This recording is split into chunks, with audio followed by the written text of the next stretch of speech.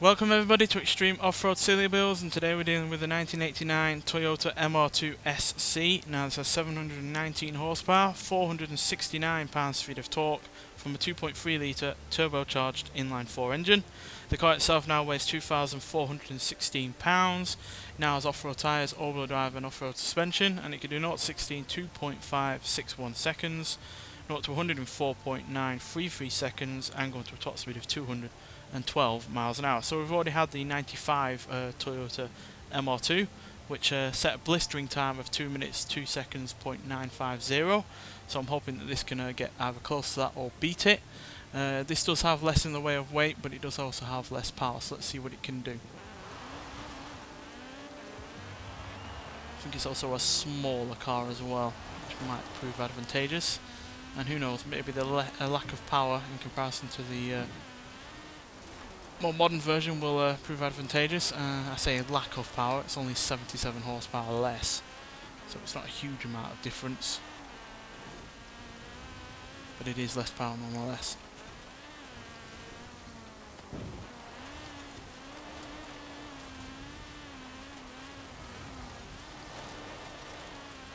It's obviously also an older car, obviously, despite the fact that we have nonetheless changed parts to it, there are still obviously more elements to it that are old than there will be on the newer version.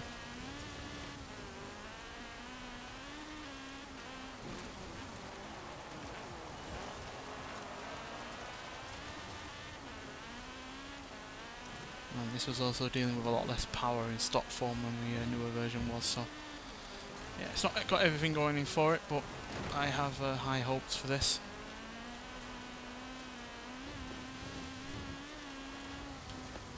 Really good top speed there, or rate of speed there.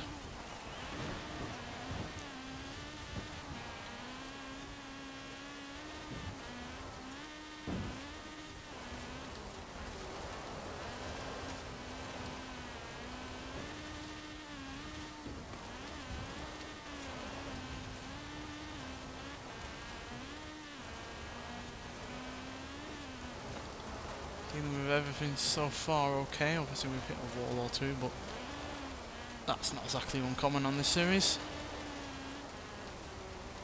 especially when you're dealing with cars that I haven't driven before on this course. Really smooth out of that corner there, and crossing the finish line at 167 miles an hour with a time of 2 minutes 3 seconds .650. So not quite as quick as the newer MR2.